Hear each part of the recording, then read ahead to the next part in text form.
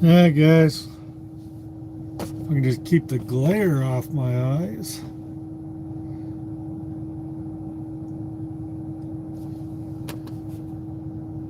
Yeah, that sun will go up here eventually. Oh, Lord.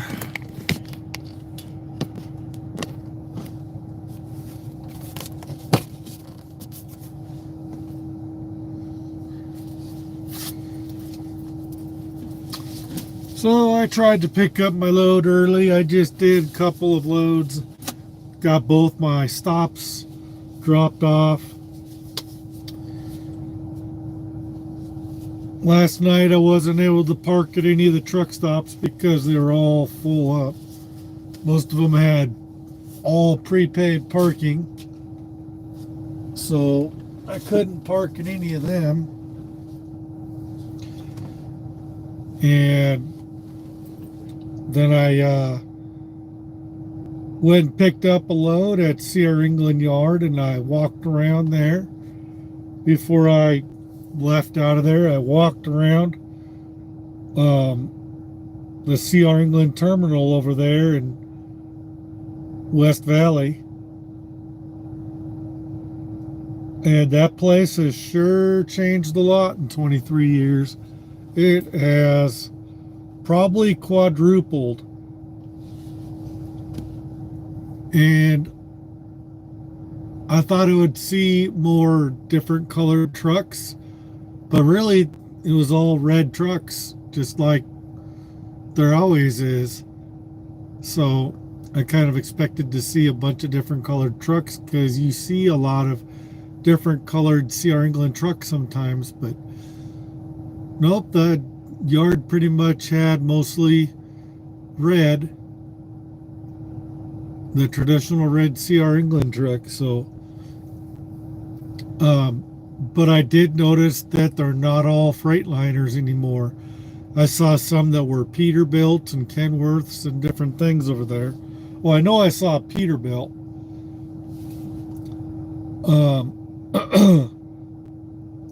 And I saw the guys out there doing their backing tests and all that, class or whatever. They definitely changed the way that all looks back there. Totally different from when I went there to get my CDL back in 2000. So it's been 23 years, and I walked in there and they changed the restaurant thing. It is a totally different deal. It looks like they made somewhat more affordable meals for the drivers right there. And the C store was different, and I was gonna get me a memento with something that said CR England on it, but the only thing that I saw that I liked was a couple of hoodies, and they didn't have my size. All they had was small, medium, and like triple X and stuff, and so they didn't have extra large on anything that I wanted. And a lot of the shirts and stuff they had, when I went there for school, I bought a black windbreaker that was really cool. It was red on the inside and black on the out. Had the CR England name right here with a truck, and it zipped up and had the pockets. And I can't remember if the pocket zipped up, but it was pretty cool jacket. I was hoping I'd find something similar, but they didn't have nearly as much stuff. So I must not have very good service right here. I'm in the back of the Flying J here in Spring Valley, just around the street from the Nestle place. I already tried to go over there. I dropped my trailer, so I bobtailed over here, and I just tucked myself over here on this corner behind this flatbed right here. So pulled up right behind this flatbed, and there's the fuel island, and there's the scale. right over there. And any of you that have been here before know that when they get busy, really busy, that area with trucks trying to leave and come in and trucks scaling, they're all in their friggin' way. It's actually not a bad truck stop. It's just getting around the fuel island is a little bit of a trick when they get busy. But other than that, I got both my stops unloaded this morning, and then I went and picked up another load, delivered it.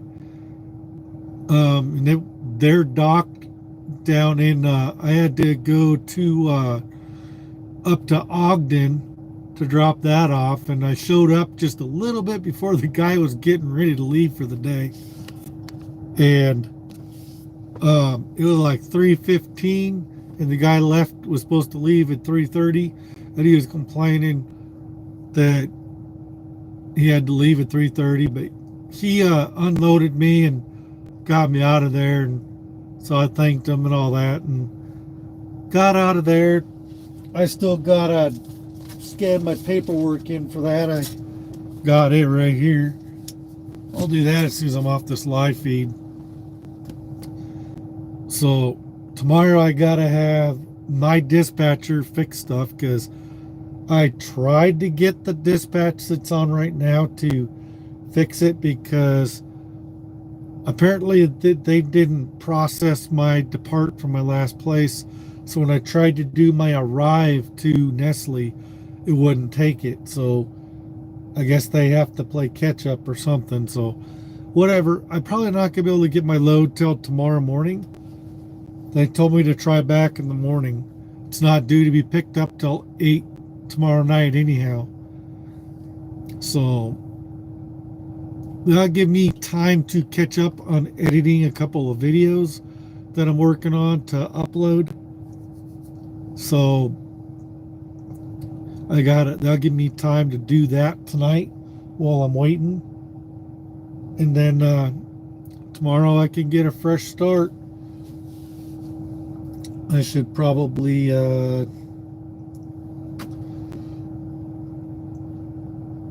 You have 6 hours and 40 minutes of remaining drive time. Take myself off a personal conveyance for one. Come on. And then put myself onto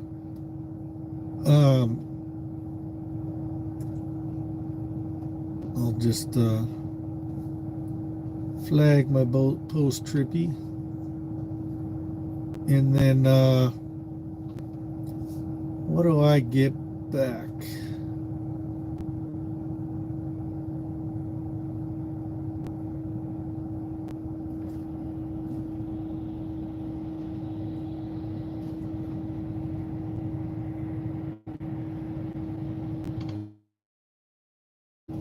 I don't know.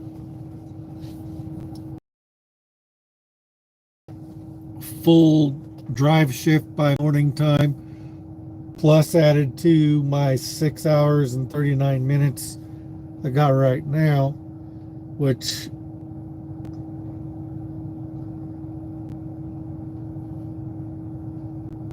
let's see, I'll get 7 hours and 18 minutes back at midnight.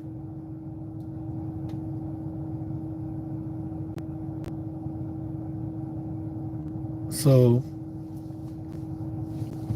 I'll have a full drive shift tomorrow, and then I should get more hours back at midnight again. So I should be able to do load off of recaps. And if I get out to Des Moines and I got enough extra time, I'm gonna do a 34 and go home and see the kids and stuff. But we will see what happens, because that'll be on a weeknight. And I don't know, see if the wife and kids can come meet me for dinner or something at least. So we'll see. I'm just chilling out, waiting for that sun to go down all the way so it's not in my eyes.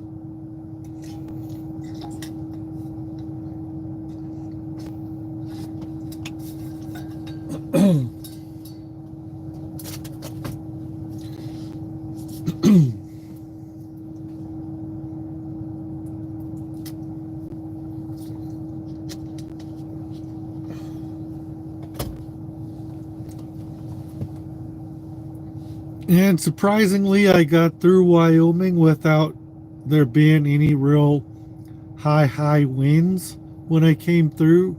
I came through Wyoming with a load that was just shy of 32,000 in the box. And there was really no heavy winds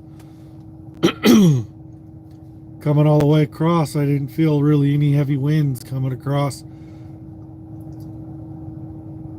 Nothing that really was like, whoa, you know, how you normally have. Usually it's always really windy going across Wyoming. And I didn't really feel it. Not this time. So I got pretty lucky. And then I got out there and I parked at that Rock Springs there at the 104. And good Lord, I got some footage of that.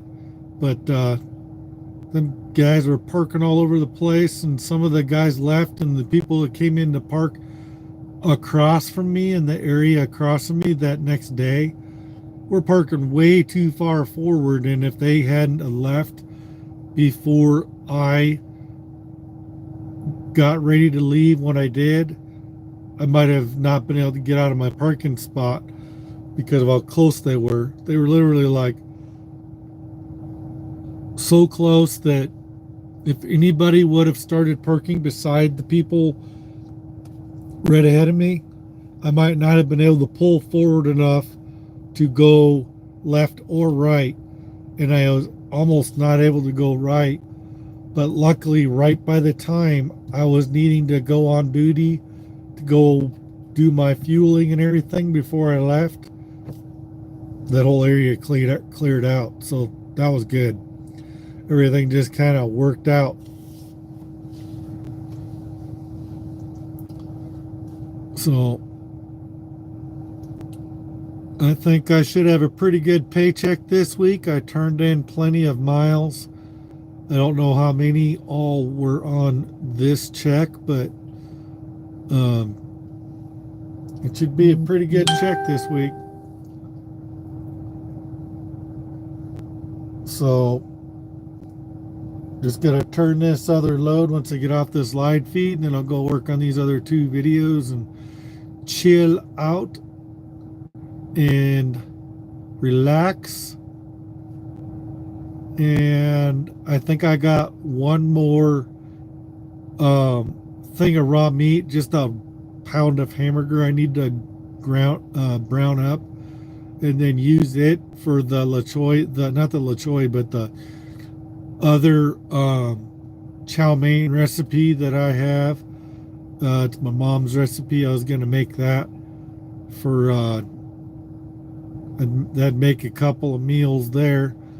And then I need to do a Walmart run at some point and get some more food in my fridge and start converting over to getting the carbs off the truck. I need to start eating up some of the carbs I have on the truck, and the stuff I know that my kids will eat, I will probably drop off at the house, like bowls of microwavable macaroni and cheese, and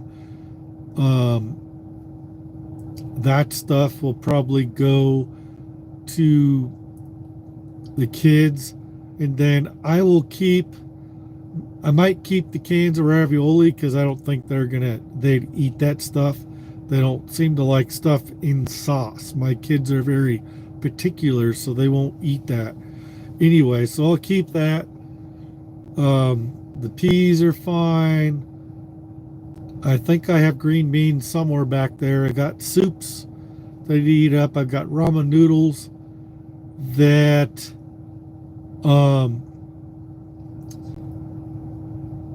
I'll probably keep those on the truck for emergencies like stuff, but not like ramen noodles or all that nutritious, but it is something. But I'll keep those, and I'll try to eat some of those up over the next couple of weeks. But I'm trying to get on to my keto diet so I can start losing some weight. I'm like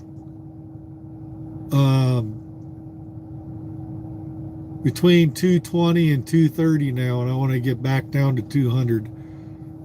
So actually I'd like to get back down to that 180, 190 mark that I was at when I did keto the first time. And I need to get back to my intermittent fasting and only eat between like 11 and 8 or 11 and 6 like I used to do, and then make sure I'm only eating low carb stuff. Stay off the carbs, and that diet just worked really well for me last time and really got my health under control. I got off of every medication I was on. The cholesterol, the blood pressure, and I was even on a pill for being pre-diabetic type 2. I shook all that off. So let's see. Okay, now I got the messages showing. So if you guys write a message and I'll see it.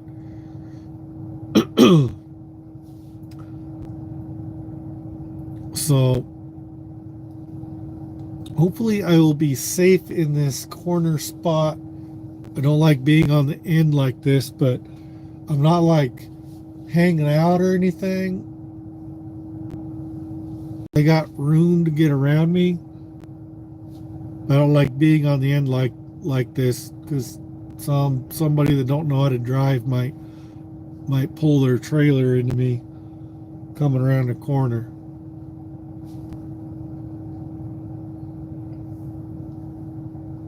I could go pull up on the other side and park where the other bobtails are at and go park in the front facing the store where all the cars go by the car pumps. There's some other trucks up there. I just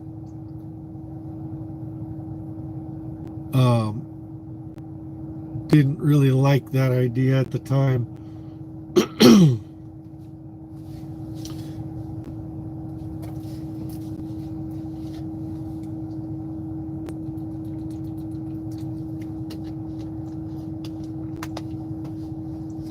One of my next videos, I got some GoPro footage,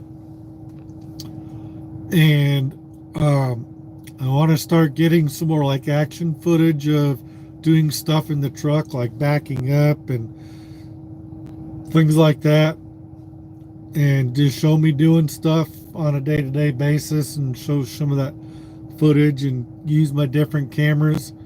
Problem is, when I try to use my GoPro, trying to get the right angle so I'm not chopping things off on the bottom and top. I'm forever not getting the right angle with the GoPro and chopping stuff off on the top and bottom, and sometimes I'm chopping off the exact thing I want to be filming and not knowing it, because for some reason my phone used to always show on the screen, if I connected my phone to the GoPro, there would be a couple seconds, split second delay, but you would see what you were recording and could see if you were in the shot. But most of the time when I go connect my phone to my GoPro and start filming controlling the GoPro with the phone, I can see the preview of what's going on before I hit record, but as soon as I hit record, it won't show the screen of what I'm recording through the phone. It goes to telling me it won't show me preview screen on the phone while I'm recording.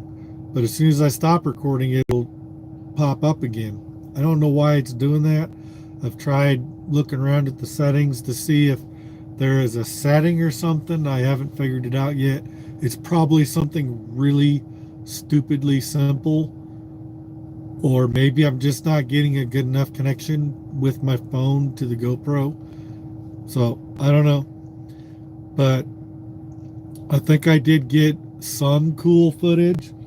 But the footage I get when I try to put it on my side view mirror is very pro videos using that.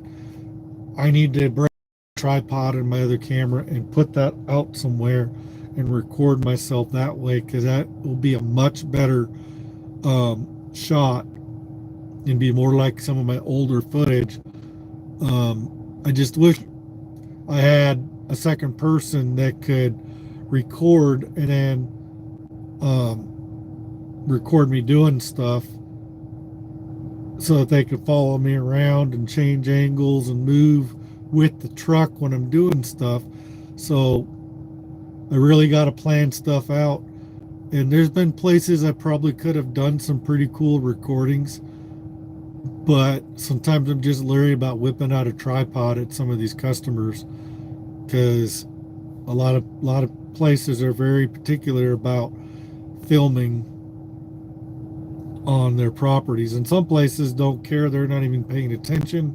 They wouldn't even know unless someone showed them the video that I post up on YouTube. Then they would know. So I just don't want Bay and Bay to ever call me and tell me I need to stop recording or whatever. Well, they can't stop me from being on YouTube, but they might, who knows what they might come back and say if they see me recording certain things. I don't know.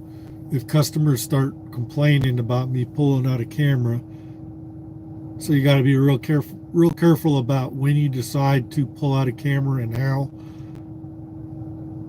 and make sure you're not recording people. So unless people tell you they don't care, if they're being recorded, but it is what it is.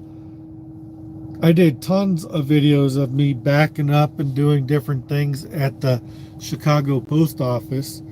I would have my co-drivers record me, or I would record them using my video camera or my phone. I did some videos with my phone that I had at the time, and some of those videos turned out awesome.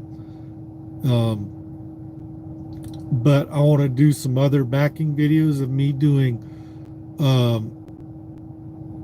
more difficult backs than the ones I've showed in the past, and showing other stuff of me doing other things around the truck, backing and fueling, and maybe one of these days I'll be able to do a chaining video of chaining this truck.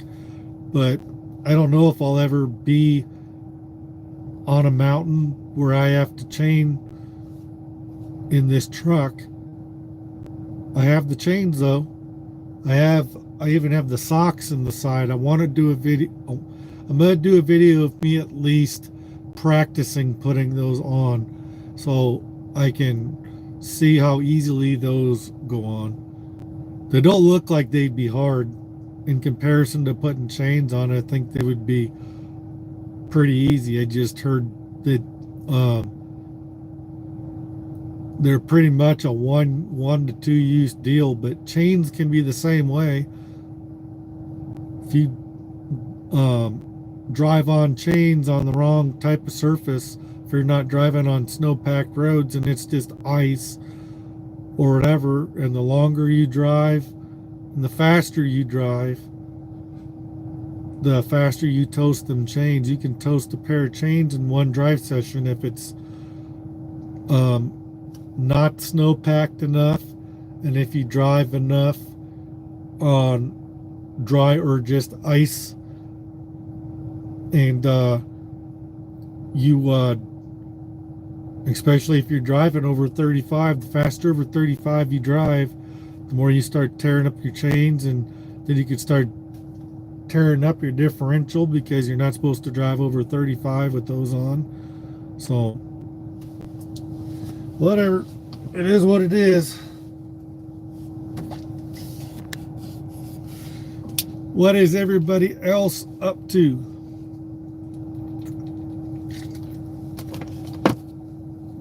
At least now the sun got down there. It's not my eyes.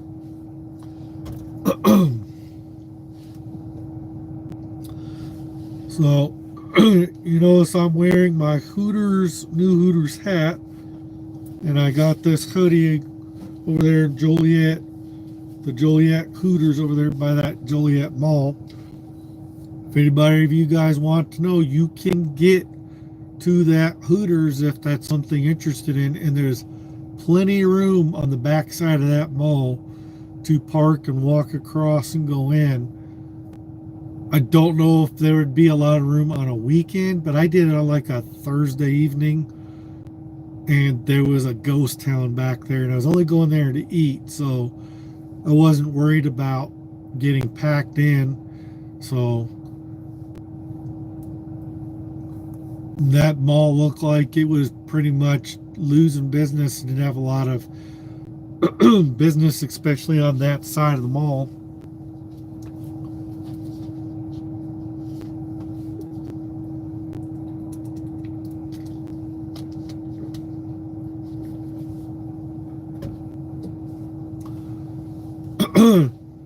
Those of you that were with me for my last live feed when I was talking about trying to find that first stop, as soon as I got off of the live feed and put it in my phone on Google Maps, it came right up and it was easy to find. Now that road you take down is 65 miles an hour, but there's a stoplight like every mile. There's a stoplight once you get down on it far enough. And there are some steep hills, and I didn't even drive full speed on it. But I was coming back last night. I was trying to go back into Salt Lake City and trying to find parking at the. I tried. First, I tried the. Where did I try first? First, I tried. I was heading for the Flying J, but I saw the Sap Brothers, so I tried going to the Sap Brothers. It was all packed up with trucks, and trucks parked everywhere, even on some of the side streets. And then I went over to the Flying J. It's pretty much all paid parking, and all the spots were taken. There was like nowhere to park there. I talked to the security guard, and all he wanted to know was if I had a receipt for paying for a spot. So no, I don't pay for parking unless it's an extreme emergency. I'll go find somewhere else to park.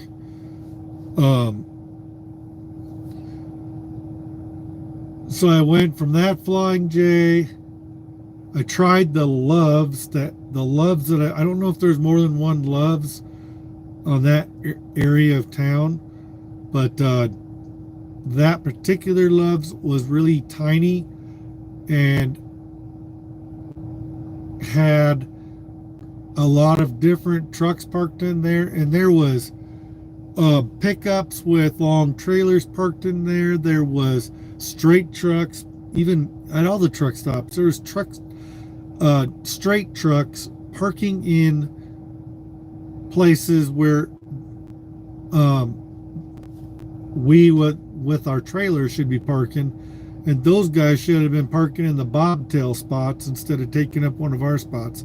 I probably counted like over 10 variations of vehicles that could have been parking somewhere other than the spots that we need to park in.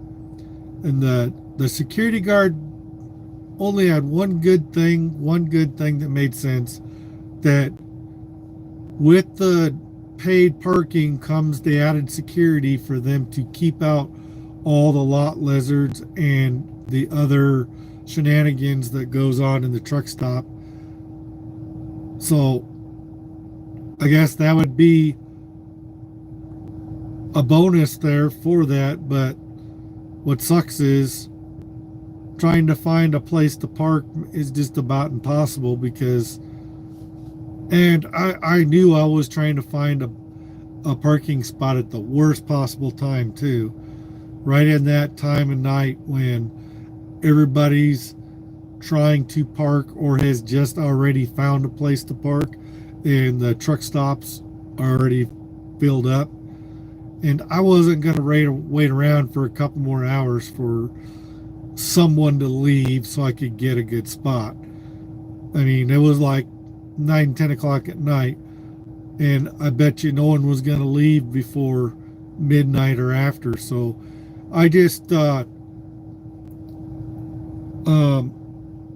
security guard gave me a place that was like 2 minutes away where it said that there was lots of truck parking, but I just said screw it, and I went back and I parked outside the place I was going to drop, that first place where I couldn't find in my GPS.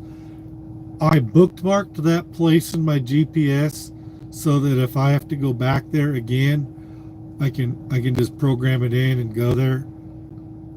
So it's now in my GPS. And the lady that was kind of in charge at that warehouse, that she showed me where the bathroom was and stuff when I went in there this morning. She said that Google Maps doesn't find their place on there. And go, I found you on Google Maps, but my GPS couldn't find you. So that was a fairly newer place that was definitely designed by people that don't understand how much room trucks really need for a dock. There was enough room, but there was just barely enough room to turn around to get your truck going the right way to back up. And then I was glad there wasn't a whole bunch of trucks there, because if I would have had to fight other trucks at the docks, I probably wouldn't have been able to back into the spot nearly as easily. I could have probably done it, but I'd have been doing a whole lot of micro pull-ups, and you guys know what that's like, where you gotta do all those little micro pull-ups just to get yourself moved over and straightened out and in your spot. So I did a little bit of that, but it wasn't too bad. And then what was funny was the place that I had to come to for the second stop was, I probably drove past that place 3 times last night looking for a place to park, and it was right around the corner from that Sap Brothers that I tried to park at the night before. I was really wanting to go to that Sap Brothers and go give me a taco salad there, because I haven't had one of their taco salads in a while. And the Sap Brothers, Apple Brothers restaurants have Apple Brothers, Apple whatever, has pretty good food. I know I always liked going to the Sap Brothers in Commerce City in Denver. Now it's hard to find a place to park there. It used to be, if I couldn't find a place to park at the TA in Commerce City, I could always count on finding a place across the way there at the Sap Brothers. You could always find a pretty decent spot. Now it's mostly paid parking, and it's hard to find anywhere to park. But there is places on some of those side streets you can park, but it's kind of scary looking. There's a lot of homeless people on a couple of those side streets down there. And that Pilot isn't around anymore. They closed it down several years back. There's all there is the Flying J out on Airport Boulevard. Yeah, looks like this flatbedder might be getting ready to leave. His brake lights just came on. What's going on with that?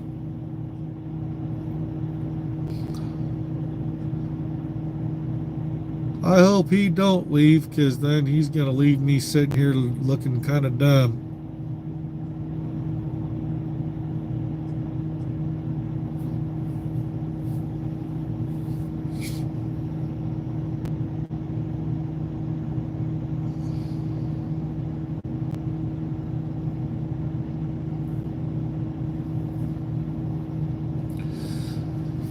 Alright, let's see if he leaves or not.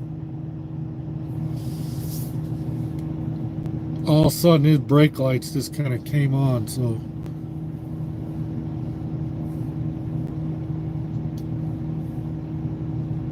wonder what's going on with that.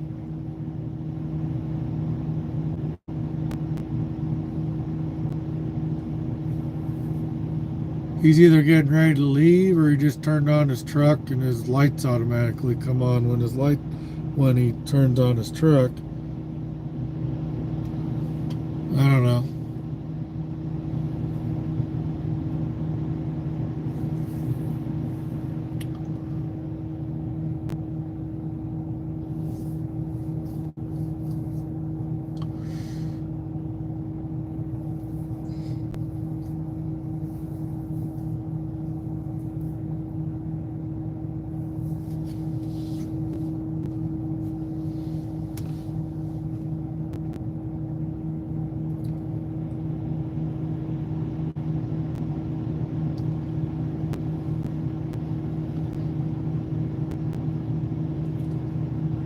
I might move over to the front and go park in that front parking lot here in a few minutes.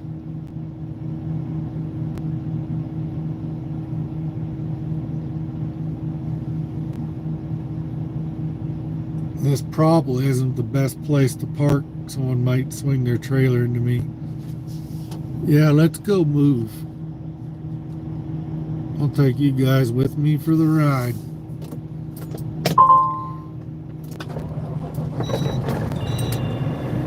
We'll go real slow like. You have 6 hours and 10 minutes of remaining drive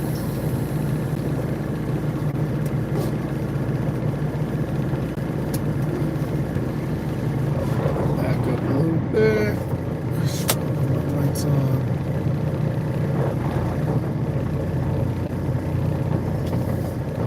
Go park up in front. That way I know no one's gonna say nothing. Maybe one of those other bobtails left. We'll go real slow, like keep it like 4 miles an hour or under.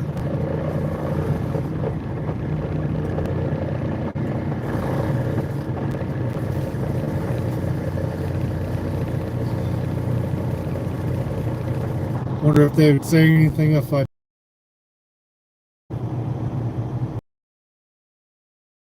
be a nice close spot.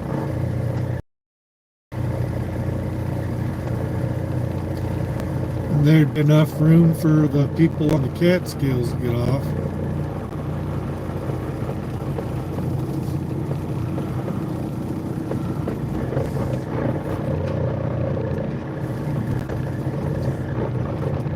I don't think I want to do that though.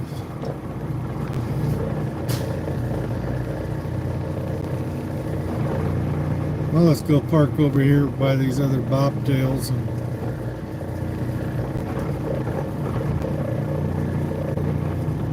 get one of these spots over here.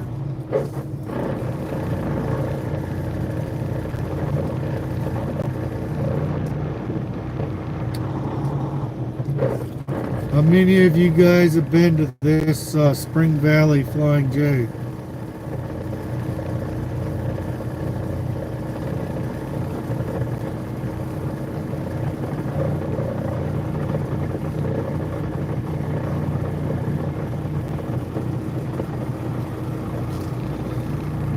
There might almost be a spot for me right next to this other Bay and Bay truck.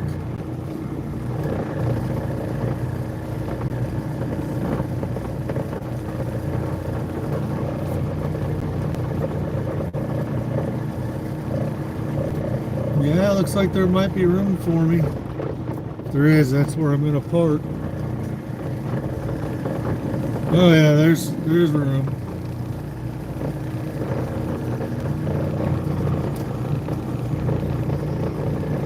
You can't ask for it to be closer. You really can't.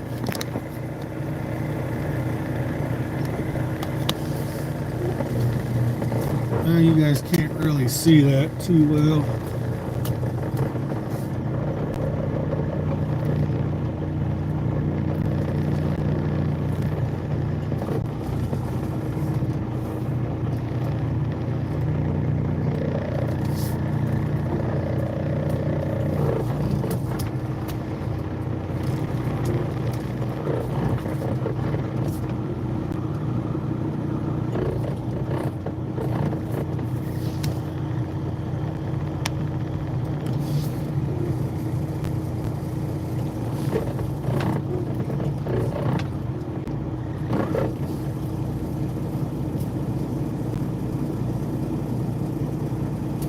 All right.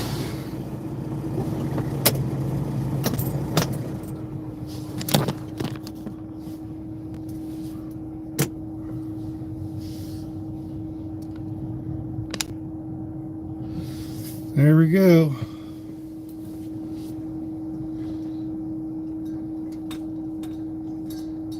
Grab me a bottle of iced tea from up here.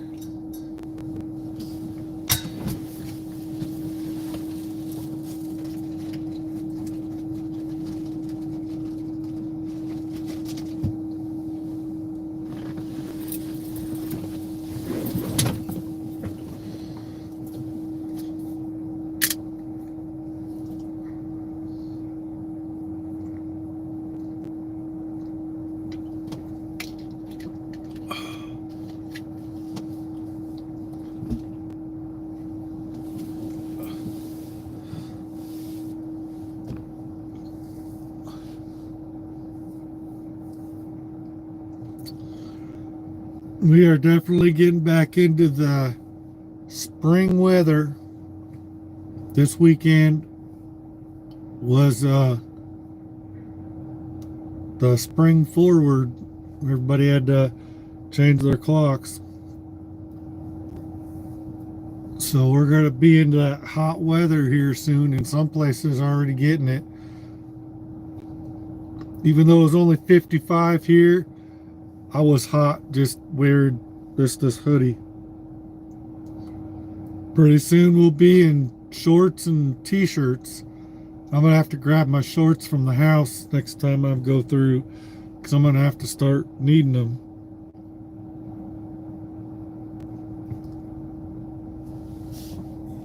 Won't be long.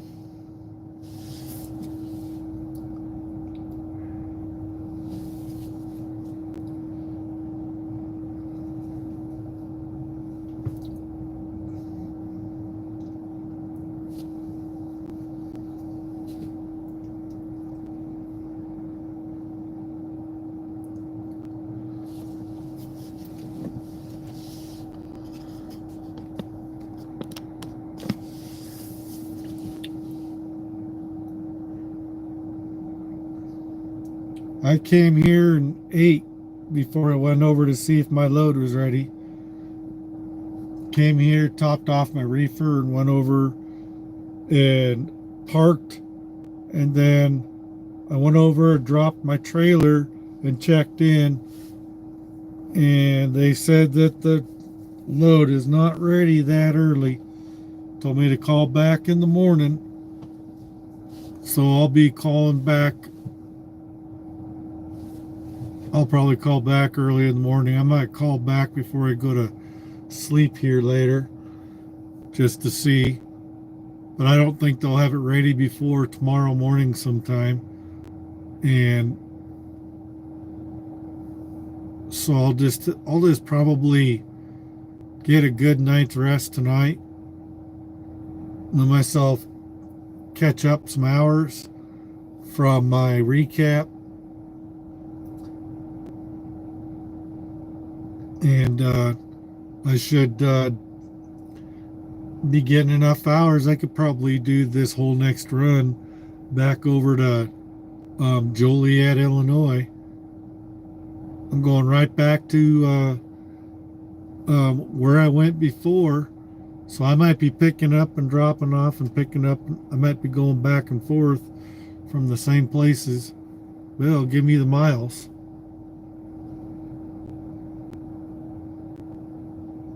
Even though it would kind of be nice to be going random places. But I mean, I'm probably not always going to pick up at the exact same place or always going to drop off at the exact same places, but I'll probably repeat a lot of the same places a lot. Being on this lane, I will probably be repeating a lot of the same places like I'm starting to now. This place, Nestle, I've been to several times. It's the same place that when I was doing that 3 back-to-back runs are over 1,800 miles a piece. I'd pick up here at the Nestle at Spring Valley and go to Streetsboro, Ohio and drop off, and then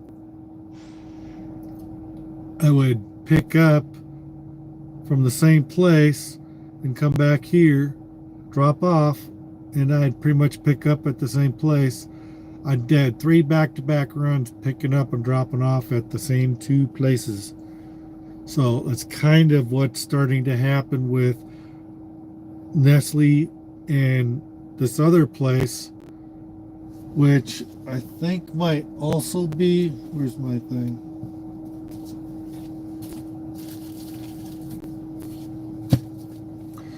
Which I think might also be a Nestle Lineage Logistics, which is basically the same thing. Both will have better luck parking at that Love's there on Chanahana or whatever Love's there in the Joliet area. It's a pretty nice Love's. They got a lot of parking. It's just you got to get there early to get a good spot. And that Pilot up the road around the corner from it, I found a back way. If you pull out of that Love's and go straight and then go take a left on the first street that kind of does a right and left turns and then takes a service road around, comes around the back of that little tiny Pilot that's been there for years. There used to be an Italian restaurant across the street from that Pilot in a mint colored house that was converted into a fancy Italian style restaurant. And I think me and my girlfriend at the time when I was at CRST, who was my co-driver, I think we tried to go over there one time and eat, and I can't remember if we actually ate there or if we just went and looked at the menu and then walked out. Because there was also a Mexican grill type place right across the street, and it might still be there. There's a little strip mall directly across the street from that place. And they've redone a lot of the area. There's a lot of businesses have been built and some construction has been done so that it doesn't look exactly the same as it used to.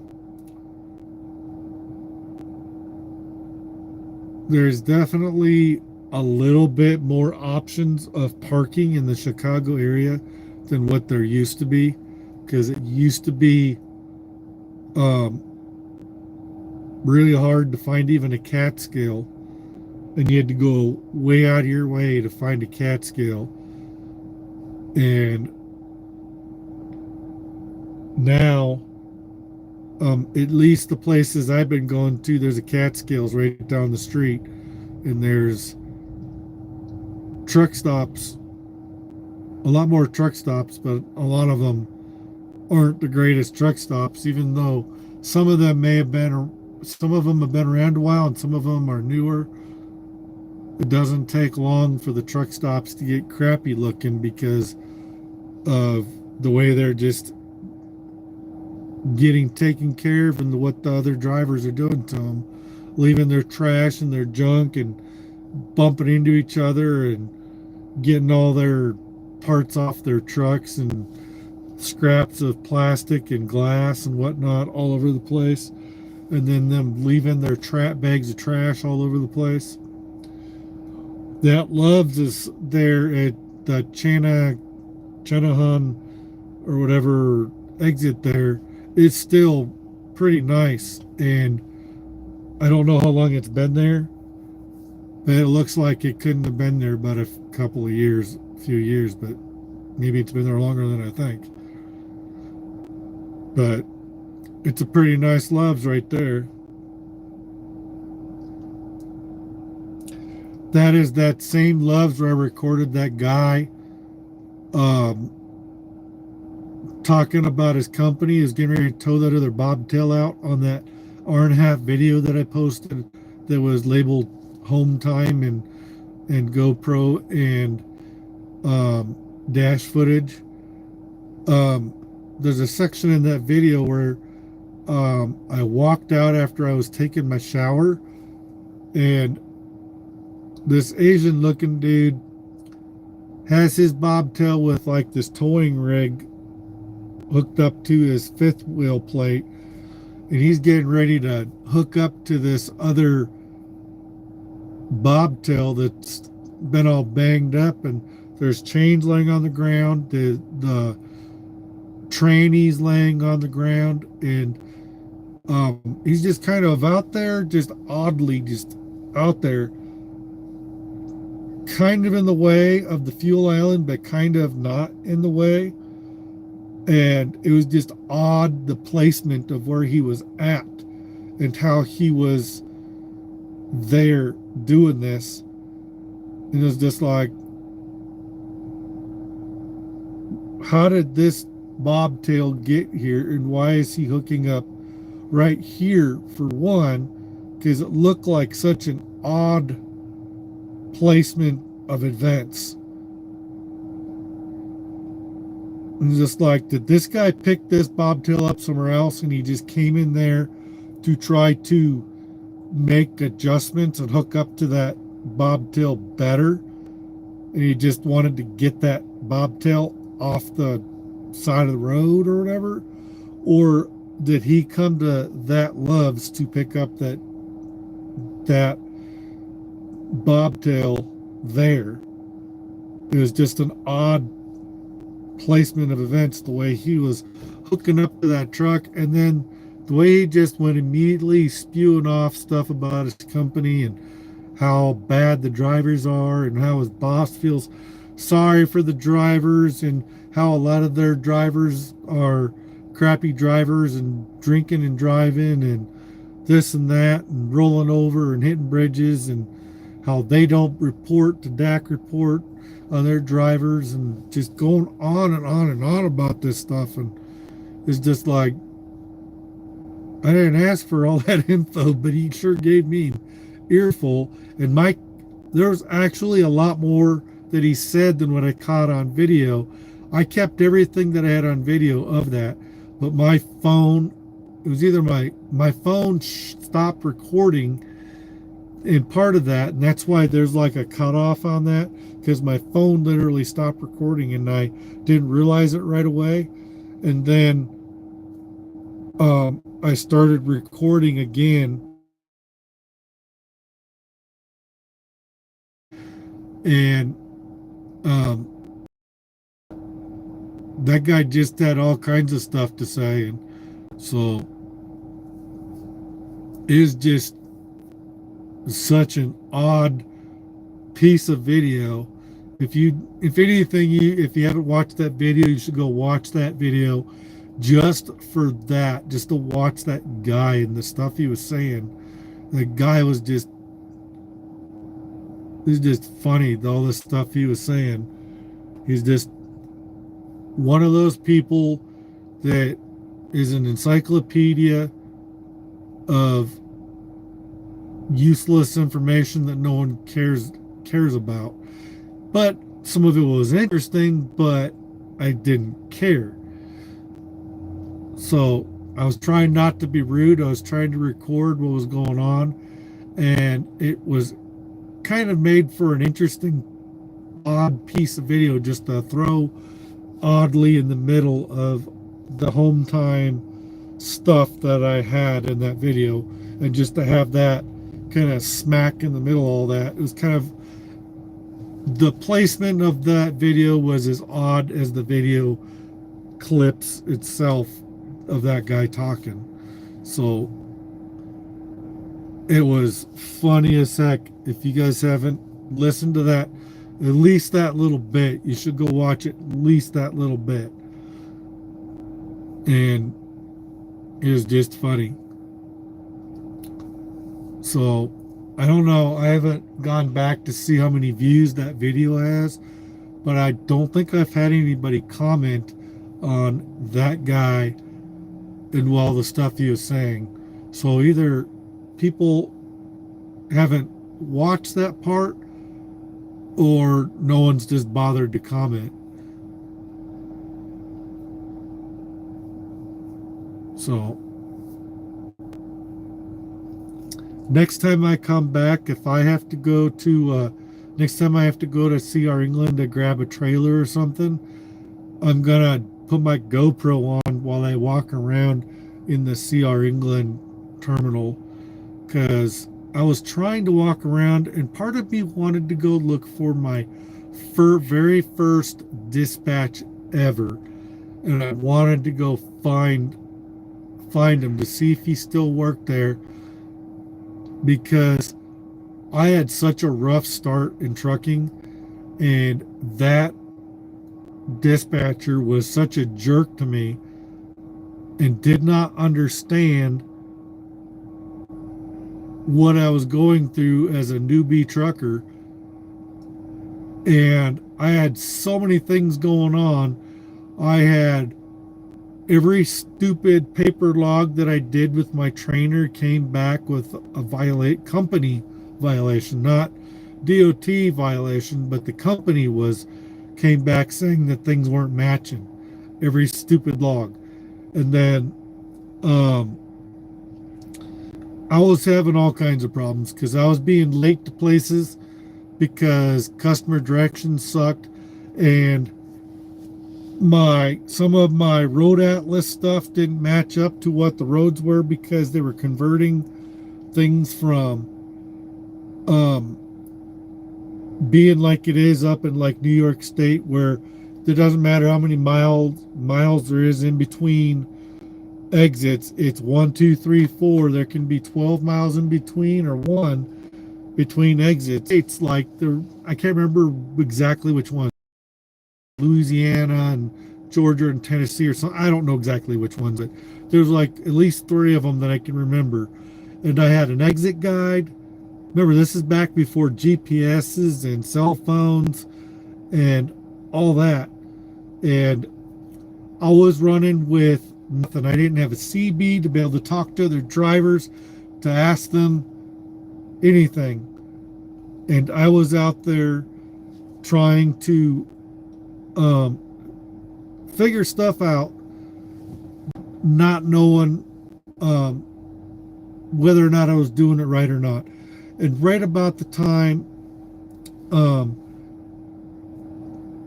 I wound up getting brought back for them to fire me, because of I had 2 accidents. One was a backing accident in Memphis, Tennessee. One of them was in Memphis, Tennessee, and I had another act. I think Memphis, Tennessee was the one where I was trying to follow.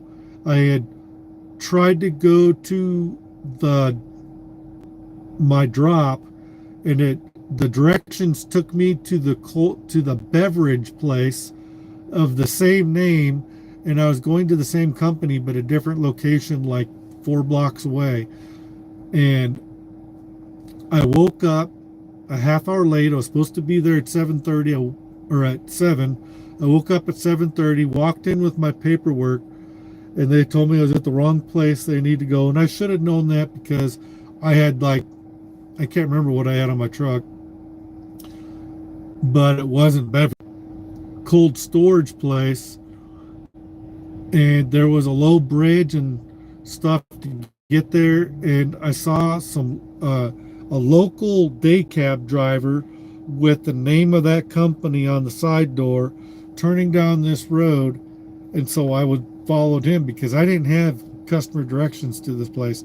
So I was told verbally by the guys at the other place that I needed to go turn down a street and blah blah blah blah, and I was trying to follow this day cab driver, and he went under this bridge that wound up being high enough, and then he was making a right turn from the left lane to make it by, there was a telephone pole like right on the curb, on the curve of the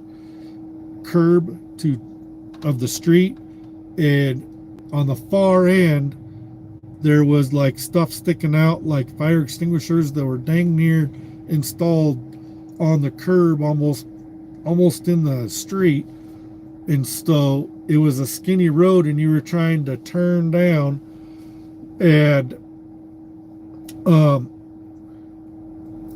I put on my turn signal, and I was trying to wait for this guy in a pickup to back off, and I was turned my turn signal, and I was trying to get the guy to back off, and he was back there. And rookie mistake, I went ahead and tried to start coming over to show that I was trying to turn, and hopefully they'd see my turn signal and back off and let me turn, and they didn't. They came right on going, and I was slowing down to make the turn, and they came right at me, and I heard screeching of tires, so I figured out that the pickup was slamming on their brakes and screeching down the road.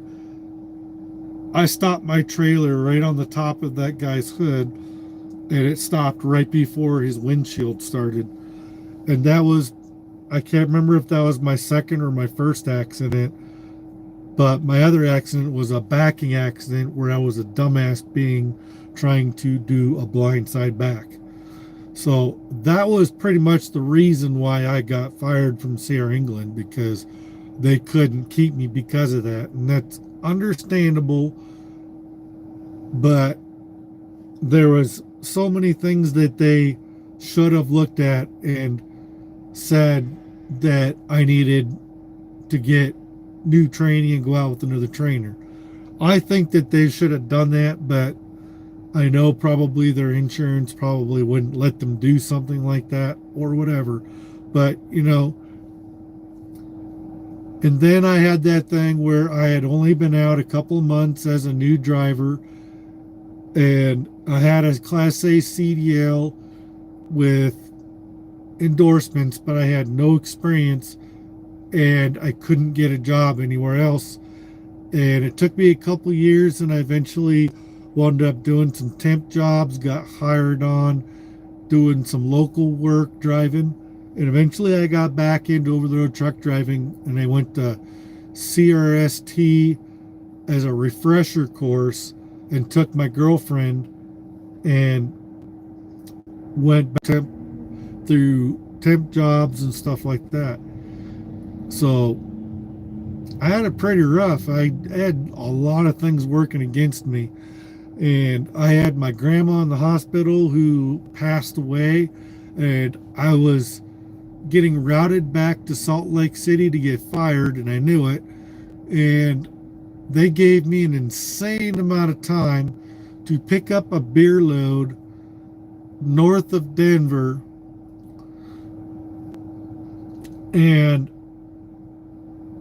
literally I had an insane amount of time. I sat for a couple days before they gave me the load, and then they were routing me back to Salt Lake City here to come back to the yard and to fire me. And I pretty much knew that was getting ready to happen. I could just tell by messages and how long it was taking them to get me stuff and to talk to me. And so, but I had a dispatcher.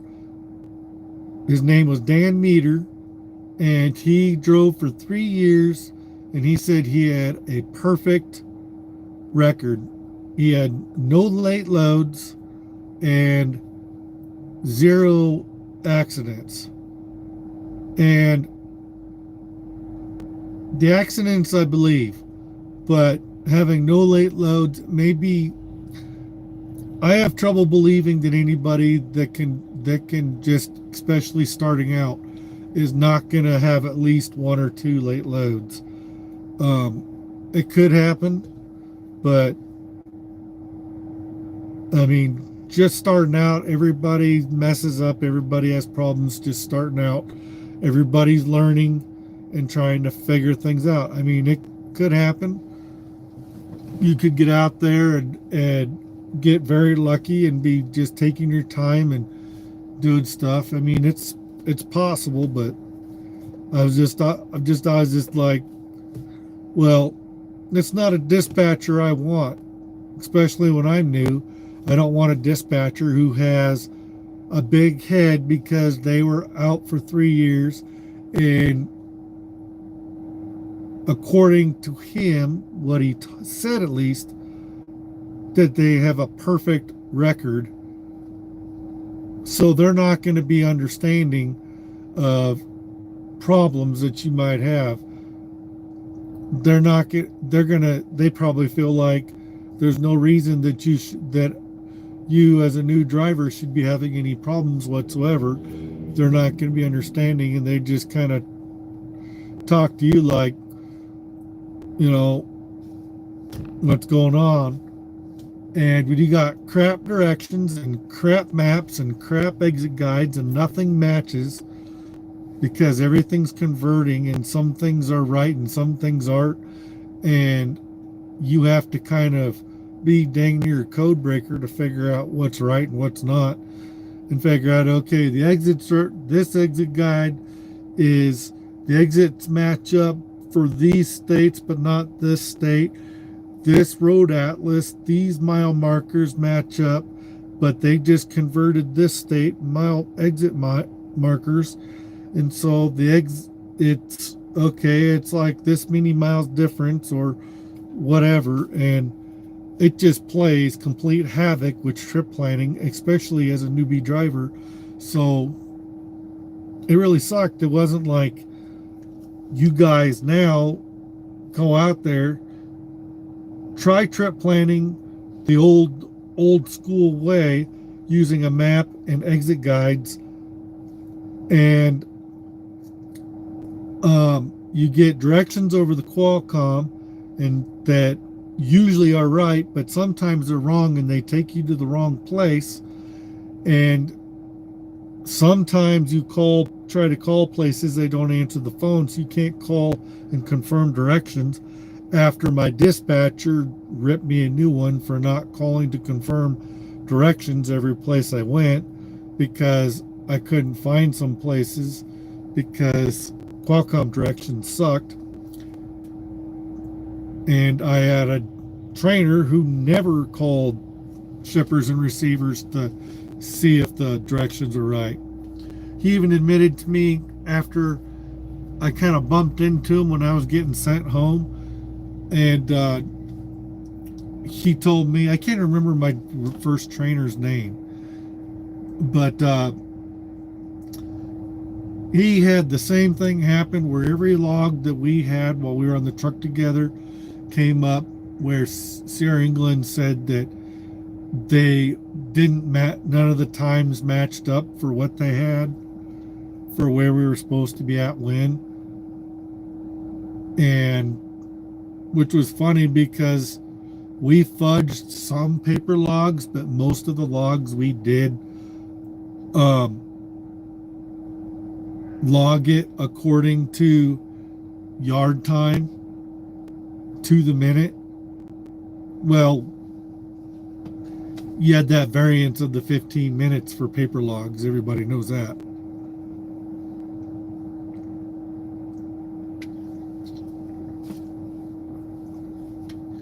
But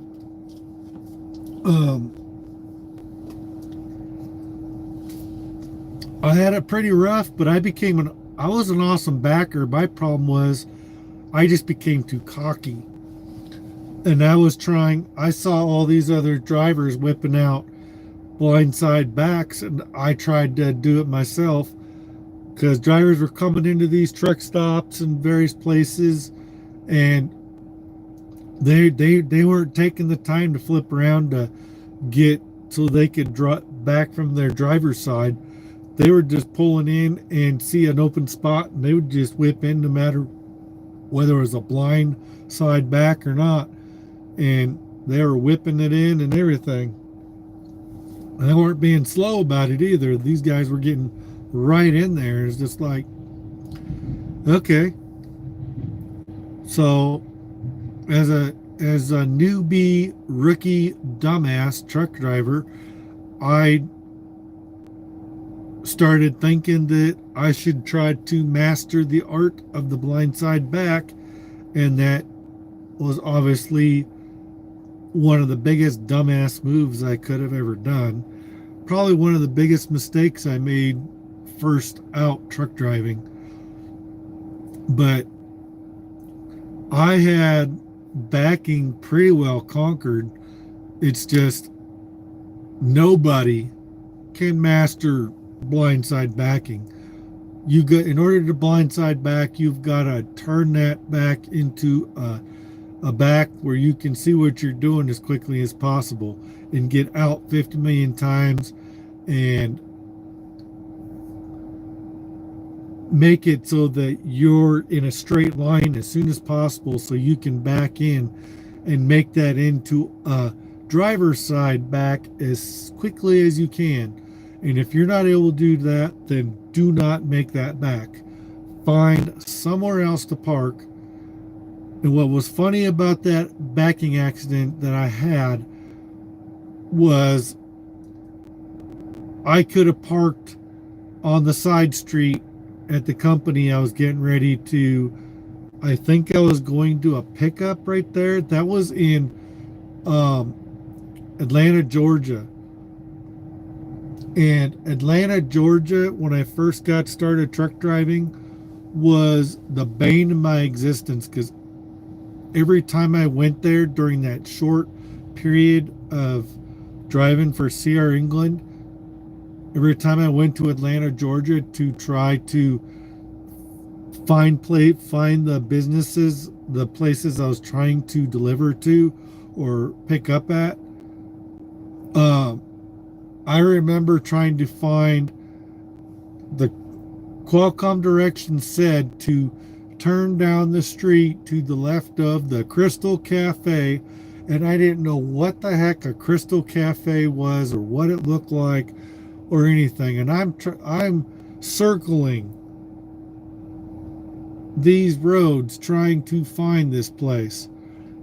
I eventually did see the Crystal Cafe. It was a red roofed building, kind of looked like a cross between a Dairy Queen and an old style McDonald's. And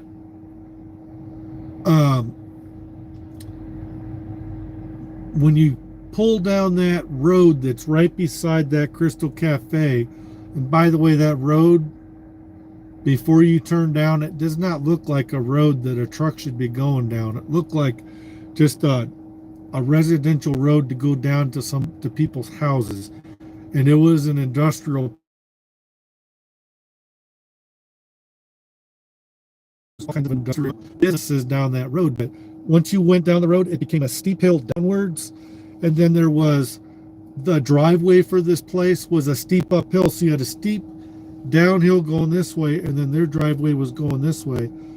So when I had to back into this place, it was a place where I picked up GE appliance. It was like industrial appliances for like GE, I think, or Maytag maybe. I can't remember. But I do remember that I had to back up that steep hill and then back up into their steep driveway through a narrow fence and back. Even though it was on my driver's side, I had to make a sharp driver's side back around the corner of a building with crap all the way along the sides to hit one of two docks that I couldn't see from around the corner. And I'm sure if I were to go do that back today, I could probably do it and do very well at it. But that was one of my first really challenging backs. It was super hard, and doing it blindly and doing it in tight, cramped spaces where you couldn't even see where you were backing into. That's where the challenge came from, was not knowing what you're backing into. And I got out 50 million times to look, and just scared I was gonna hit stuff on this side of the truck, because they had pallets of stuff up against the fence over here, and they had stuff over here, and at least that's the way I remember it. You know, that's a 23 years ago, so my memory could be very foggy, and I could remembering things a lot worse than what they really were. But it was nuts trying to do that back. And I don't know if I've ever had a harder back since. I did get there and make that back. Actually, that was a delivery. And I got sent away and got told to come back when I finally did find it, because I was late. And they told me to come back the next day. And that's why I got in that accident, because I went to go try to find a parking spot, but that was for a different load, because I was going to pick up a load the next. It could be two different times, but that was just fun stuff, man. So try learning truck driving that way, where you have to convert your road atlas, exit guide, and customer directions, and none of them really match up all that much, because the three of the states in the United States were converting, and the atlas only had one of the states, maybe two of those states, that had converted from the exit guides are the same as the exit numbers, versus that exit numbers don't really matter. It's 1, 2, 3, 4, no matter how many mile markers are in between, where there's 3 or 4 states that are converting over, and only 1 or 2 of those states have converted over, and not the same states that the exit guide is updated. They're all brand new road atlas of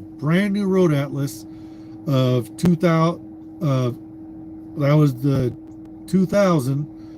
Exit got a 2000. If those any of you that were driving back in 2000, do you guys remember those bright yellow, thick exit guide books that they were selling like hotcakes to everybody at the time?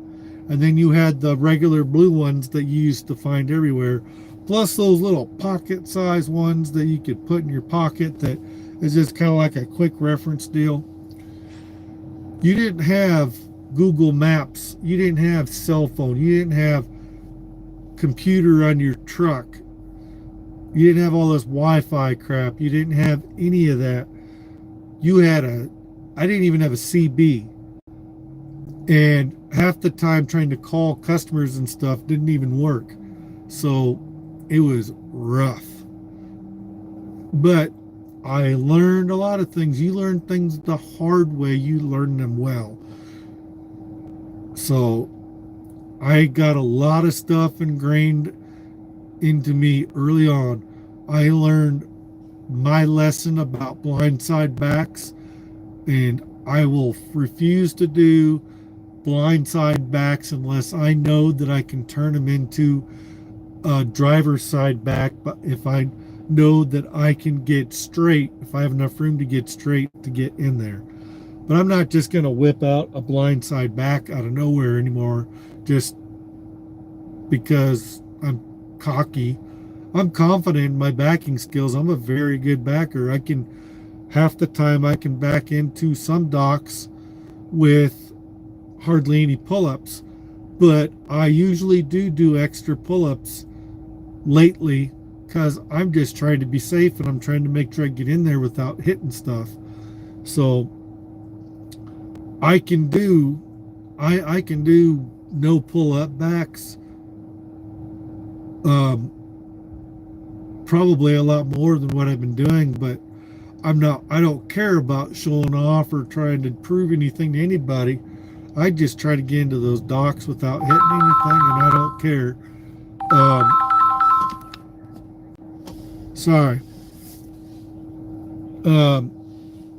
I'm probably going to jump off here because my kids are probably getting ready to go to bed, and my wife is trying to call me. But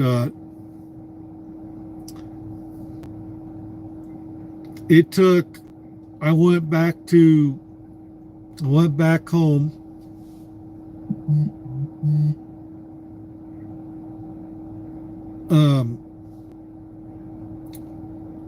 I went back to Iowa, to southern Iowa where I lived down by Lamoni,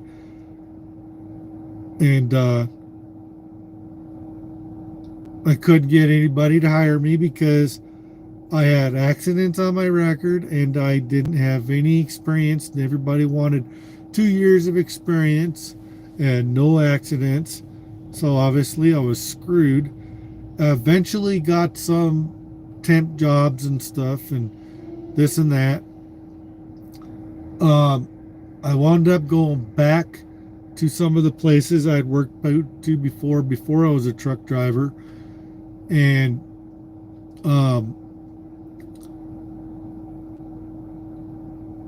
then I wound up going to live with my grandparents for a year up Minnesota, and lived at the campgrounds and got a Class B pressman for metal press and Klaus stamping in I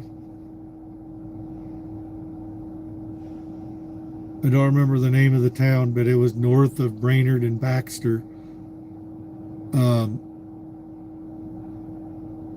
I worked there for a good so many months, and then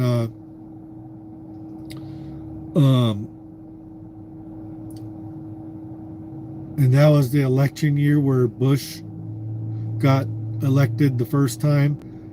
And after he got elected, a lot of people were laying off, and they were laying off. They had 3 layoff periods. I was on the 3rd one. Took them 3 layoff periods to get to me and to give me a letter saying that I wasn't fired because of anything I did. They just didn't have the work to afford keeping me employed, and that was the only reason why I was being let go. It's pretty much the gist of the letter. And so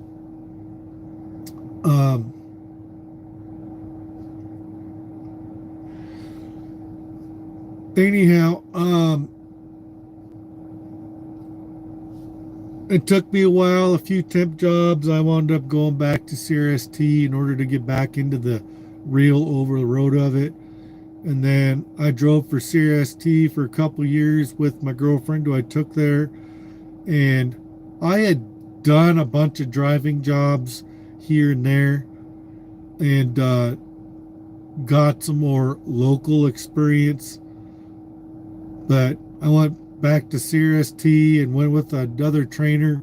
And the only problem I really had was just getting lost in big cities and trying to follow directions to get places, because I'd get confused by where I needed to turn and stuff like that. And to this day, sometimes I still do make wrong turns. I do them all the time, but I just know how to get turned around safely. I make better choices in choosing where to turn around, and how to get out of those jams. Those are things you learn with experience. So anyway, I gotta go say goodnight to my kids. I may or may not come back on tonight, or I might just wait until later on. I've been on here for an hour and a half. I think I've been rambling long enough. So I'll talk to you guys.